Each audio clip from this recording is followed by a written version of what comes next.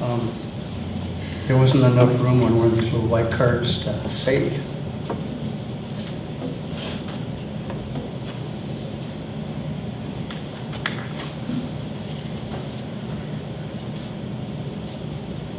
I didn't think I was going to be, okay, hold on. In mid-1970s, there was this annoying little guy playing the guitar terribly out of tune at our campfire. And we had a band called Bodie Mountain Express, and we were kind of cliquish about who we liked to have play with us. In fact, that afternoon I told Kenny Rogers he couldn't sing with us because we were going to play in this competition. And so Kenny didn't like that, by the way. So this guy comes over to the campfire and he wants to play with us, and I go, first you got to tune that damn thing. And so I tuned it up, and he sang with such a passion that for the rest of the time I've known Larry, which has been 30 plus years, any time that we played, I would invite him to get up and play with us, because his passion for music was so real. It was really a big part of his life, and it made us like him immediately. I had nothing prepared to say about all this. I got a lot to say, but Larry would be the first guy to help us move our equipment in and out, and he would do sound checks. And they would go, do you realize that guy's wearing 2 hearing aids? But he always made us sound good. He always did such a great job with the sound. He invited us into his family. We played for his sister's wedding, his daughter's wedding, his parents' anniversaries. Larry definitely invited us into his life. He was a member of our band. This morning, I got calls from, I want to say, 10 different musicians who were sending their condolences. I want to mention Mondo Candina, Dave Sandell, Ronnie Hammertree, Fred Stewart, Don Meadowbrook. These are people that Larry has touched for years and has been part of their life. They couldn't make it, but they wanted me to say something to his family to try to give them reassurance that everything's going to be okay. It's not going to be okay because Larry's not here. But we are lucky to have him. That means the guys are we're going to play just two songs for you, and we'll try to do it as respectfully as we can. You guys want to grab your instruments?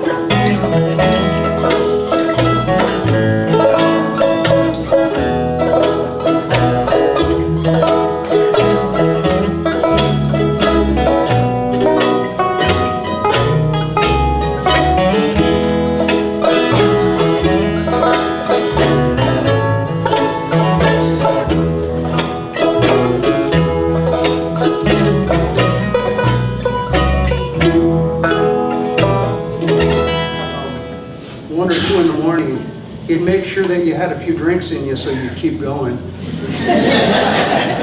You don't feel the pain. Yeah, he'd wear those cargo shorts, and he'd always have something hanging in his cargo shorts there. He'd always say, "You want a little smack of Jack?" And I'd always say, "Well, I don't mind if I do."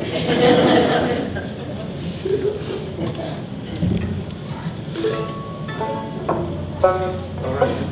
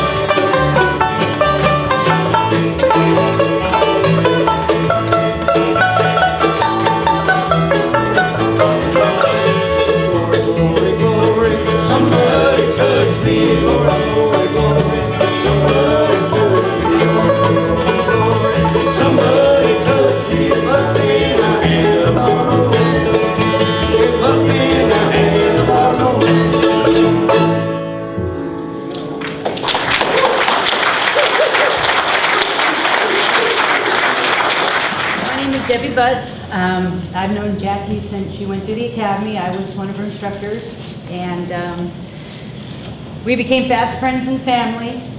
And the funniest thing I remember, and it's just kind of like everything about Larry, was on her wedding day.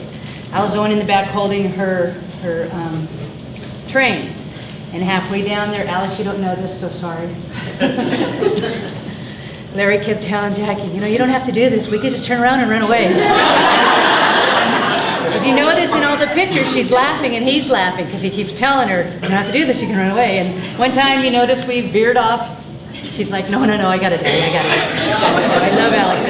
And of course, it was a joke, and he told her he'd never let her, you know, not go through with it. But it was funny the whole way down, you know, he was doing that. And when I saw those pictures, it just reminded me of, you know, just what a great person he was, and his sense of humor, and you know, it's what he gave, how Jackie and Aiden became the way they are. Just the wonderful people they are, is his kindred spirit, of lack of a better word. And I didn't plan on coming up here, but you know, I just love Jackie so much that I wanted to let her know, Jackie, he's not gone, he'll always be with us. Just remember that. He's always going to be with us, and we will never forget you, Dad. Love you, Jackie. Larry is one of the people that I looked up to because he was so compassionate and so true in everything he did. You look at his parents and you can see where he got it from. He was raised quite well. He had good morals. What a wonderful man. Good children, good family. I mean, how could you not win with a combo like that? And he's missed. He's one of the people that you could rely on, even if it's out of his way to get it done. He'd go, oh, you need that done? Hey, heck with my stuff. I'll put mine on the back burner. I'll make sure that you get what you need done first. And he was always put everyone else first with his family, and he would, it was just incredible, the things that he did and the way he made me feel. I can't express the emotion and everything that is involved with such a wonderful, as far as I'm concerned, he is my brother like my own brother because he is family. His folks and my folks, when we were first starting out at Calico, they were in their big blue bus, and my folks had their camper, and hey, let's be neighbors, and they're all camping together, and we got the little campfire, and we got everyone out playing music, and golly, gee, that stuff would go on all night long. In fact, you guys get up with your coffee in the morning, and we were still out there, half of us. It was crazy. Well, that was the goofiness of it all. I mean, you get going, and all of a sudden it's getting light, and you go, is that late already? Oh, yeah. But that's the way Larry was. He was so open, and he would do anything for you, and heck with him, he goes second. He put you first. And that's the one thing, his parents raised him absolutely correct, and what a wonderful man. And he will be missed by all, and he is loved by all, as far as I'm concerned. Thank you. I'm Deborah Bush.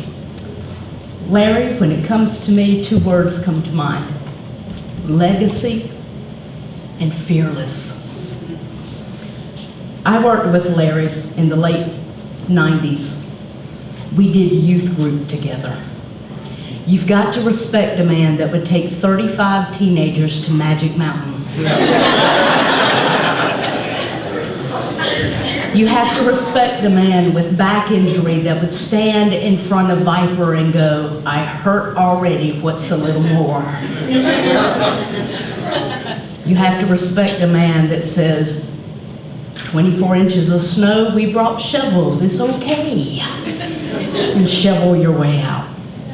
You have to respect a man who was fearless yet cautious, that was concerned about the safety of others, but still wanted them to have fun.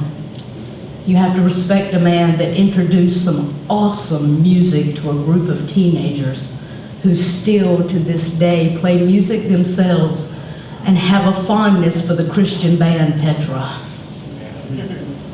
You have to respect a man who lived his principles, who walked his talk, and knew what it meant to be loyal and a man of integrity. You have to respect a man that stands beside you even when you're wrong and pats you on the back and says, it's okay, you'll get him next time. Larry helped mold me into the person I am. He taught me how to love, how to respect, and how to be there for others. I do know this, that though he is not here now, he is in the presence of his Lord and Savior. He is in the presence of the one who he has firmly believed and who now he sees. He's up there with his buddy Darwin. Oh yeah. He and Darwin, lovingly known as Sasquatch, are hanging out together, knowing full well that they planted seeds in good soil and that each and every one that they touched are going to make a difference in this world. I encourage all of you, remember the principles that he lived by. Remember who he was and what he stood for. Take the good things in his life and place them in yours. Love deeply, laugh often, have a faith that can move mountains, and you too can make a difference in this world. Never forget that crazy-headed man. He will be missed. Wow, yeah. I remember that blue bus. That was awesome. You know what? Larry was an incredible guy. There's so much stuff I'd love to say about him because I've known him since 9th grade. You know, I moved away for a while and came back. Larry was such an incredible friend. He'd never let too much time go by without seeing each other again. He's just an incredible man. I'll try to get through this here. A couple of words that I sum up for Larry. He was such a pure dude. I look at The Big Lebowski, if you like that movie. I don't know if you remember that movie at all, but man, I tell you what, he was compassionate, and all the words that everyone has talked about it. You guys have stole my thunder here. He was exactly like that. Just an incredible guy. I'm going to miss him dearly, and he's never going to go away, guys. He's always going to be with you. There's no question about that. And love him. You know me, I'm Larry's brother, so bear with me. I didn't bring anything I didn't write anything down, so I didn't come prepared, but it's true that Larry had a lot of talent. I was a little jealous of the guy. He was an artist, a mechanic, a musician, and it's true that they say about his legacy. He's going to leave he left a lot of people behind, loving him and leaving his music. But I guess if I wanted to say something today about Larry, I really feel like Larry's saying to me today that, you know, it's about intervention.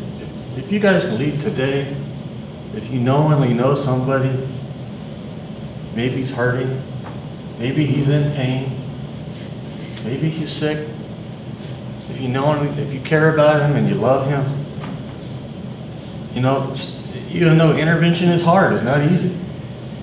But, you know, be bold, step forward, intervene on their behalf. You know, try to help them out any way you can. You know, I wish I could say that. I'm guilty of not being there for him enough.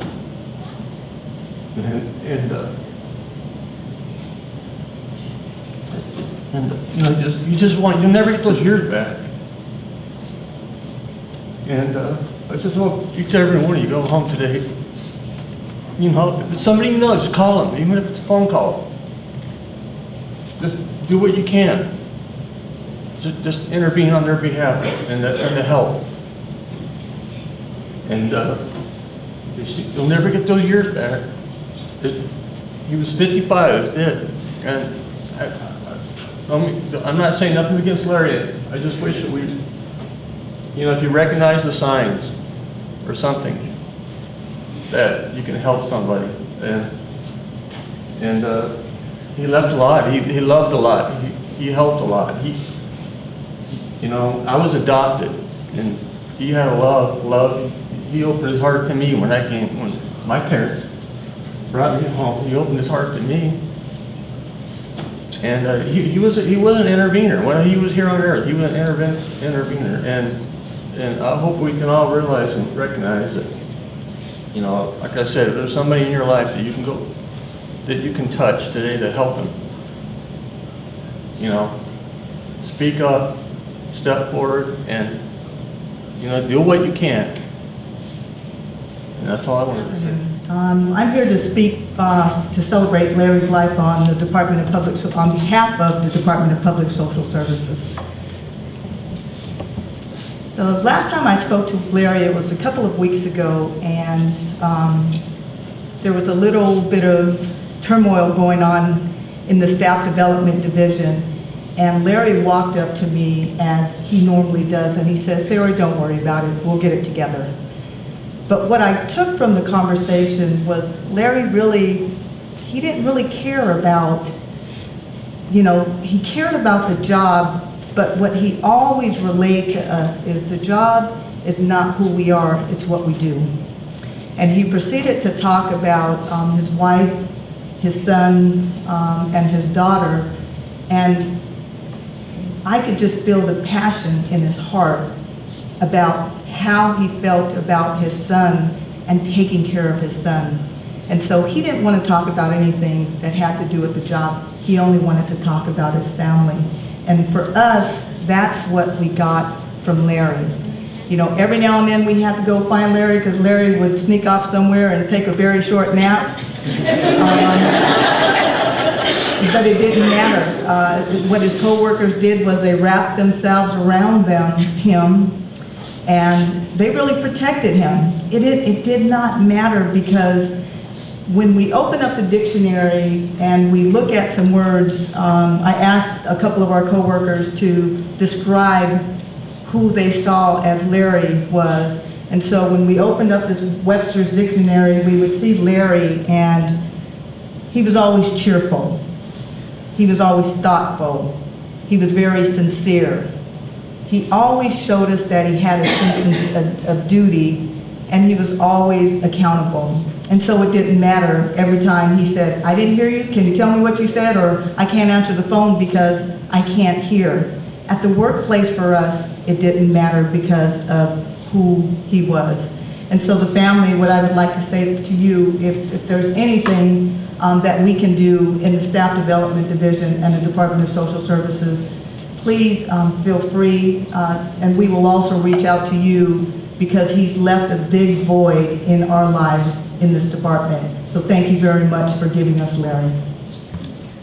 You know, listening to other people's perspective of Larry and how he was, and you know, he was what he was. He didn't try to fool anybody. He just laid it out. This is who I am, and it just reminds me, some of the stuff that was said was a verse in the Bible that says, "Blessed are the peacemakers, for they will find peace." And I truly believe Larry's found that today. Also, in times like this, I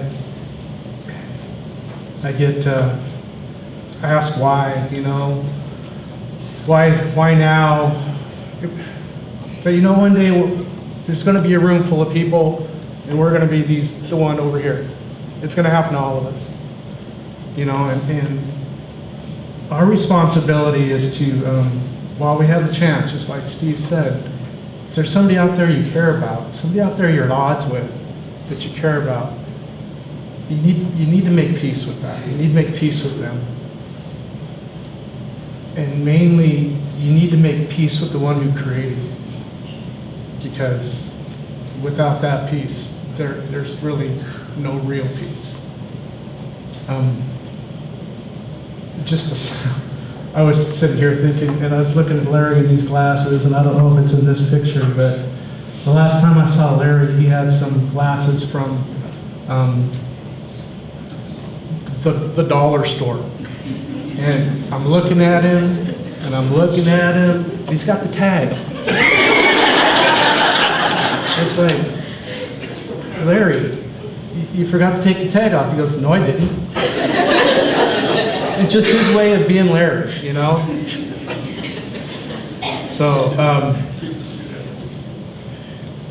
let's just pray. Father God, we just come before you, Lord. We just thank you so much that this man has blessed our lives, touched our lives. We don't mourn for him so much, we mourn for ourselves, for our loss. We just ask for your comfort. Just give us peace. Help us to get through it, and just remember Larry, Lord, and remember Larry's song, whatever it may be. We can hide that in our hearts. And we just thank you. I have a quick little poem. It's called New Friends and Old. Make new friends, but keep the old. Those are silver, these are gold. New-made friendships, like new wine, age well, mellow, and refine. Friendships that have stood the test, time and change are surely best. Brow may wrinkle, hair grow gray, friendships never knows decay. For mid old friends, tired and true, once more we our youth renew. But old friends, alas, may die. New friends must their place supply. Cherish friendships in your breast. New is good, but old is best. Make new friends, but keep the old. Those are silver, these are gold.